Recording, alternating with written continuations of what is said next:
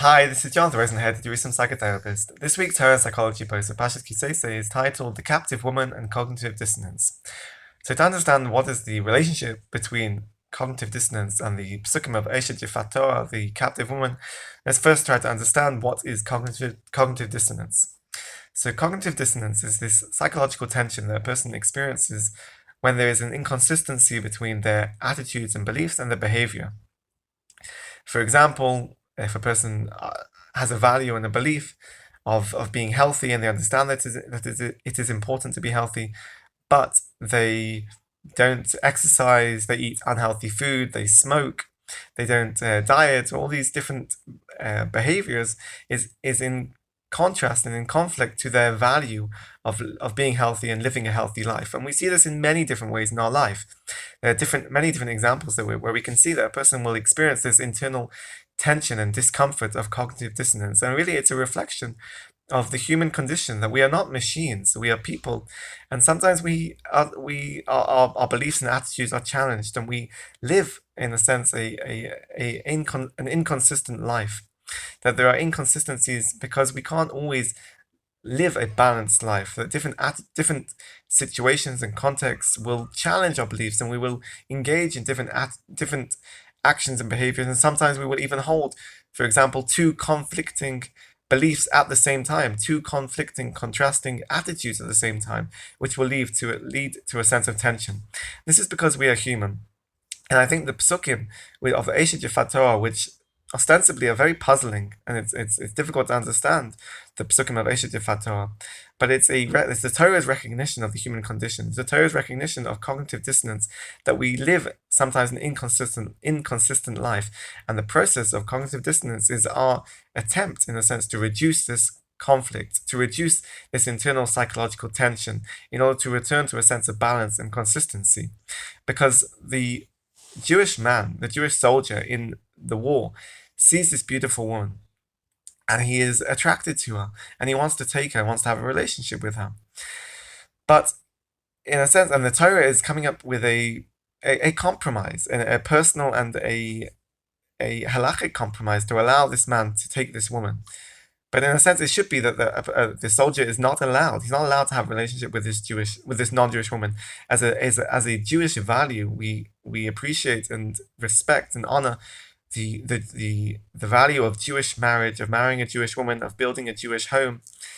But the human condition leaves us with a situation where there is a woman who is very beautiful, and the soldier is in a situation where he wants to have a relationship with her and wants to have her, and wants to engage in a relationship. So what do we do? What does the soldier do with this internal conflict, this psychological state of cognitive dissonance, of holding this value of a Jewish marriage, of a Jewish relationship, of a Jewish woman, with this, and there's this non-Jewish beautiful woman that he is attracted to. So if we look at the psukim and we see how it's detailed, we can understand this through the lens of cognitive dissonance, and how the soldier is experiencing this internal conflict, because he is then told to take this woman into his home. She then, as the psukim say, it seems to be saying that she shaves her head, she grows her nails long, she removes the garment of captivity. She then bemoans her father and mother for a whole month, and after this whole procedure, the soldier is left with the decision to either take her as his wife, to marry her and to have a relationship with her, or to let her go free.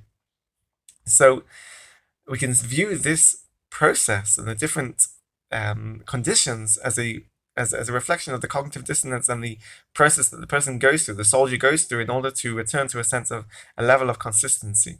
Because Rashi seems to interpret the shaving of the head and growing nails, he seems to say that this is in order to make her less appealing and less attractive. And it's in order to that perhaps that the soldier will then decide, does he really want to have her? And perhaps actually he doesn't. We recognize that the Eshet Yifat Torah is actually an internal desire, and the Gemara in Kedushin says that Eshet Yifat Torah, the sugya, and the topic of Eshet Yifat Torah is actually just in a recognition of the power of the Yetzer Hara.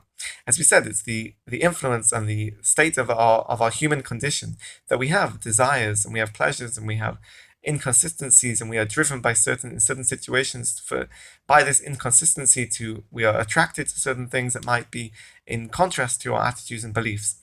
So this is as the Gemara in Kedushin says, the power of the Yetzer Hara.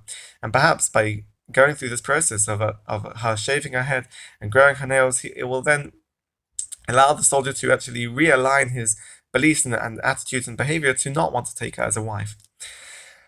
However, in contrast, Rev Mecklenburg in Ktav Kabbalah actually says, in contradistinction, actually the Psukim don't say that she needs to shave off all her hair and grow her nails long. It says that she should basically have a haircut and to do her nails, which Rev Mecklenburg interprets to mean that she should have a haircut to make her look nice and pretty.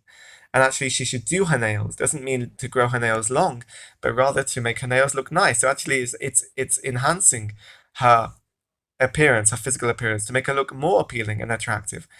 And this contradistinction between Rashi and Rev Mecklenburg is actually this process of cognitive dissonance. In order for the soldier to actually understand and to realign his beliefs and his behavior, to try to really decide and make the decision, does he want to take her as his wife and she then converts and leaves her home and leaves her father and mother. As the Rambam says, the bemoaning for a month is a process of mourning, that she is going to be leaving her family, leaving her home, and leaving the culture that she is coming from, and entering into the Jewish home and into the Jewish people to marry this man. So the tension that the soldier has to marry her or to not marry her, to go based on follow his desires and just to take her as a wife because she is attractive.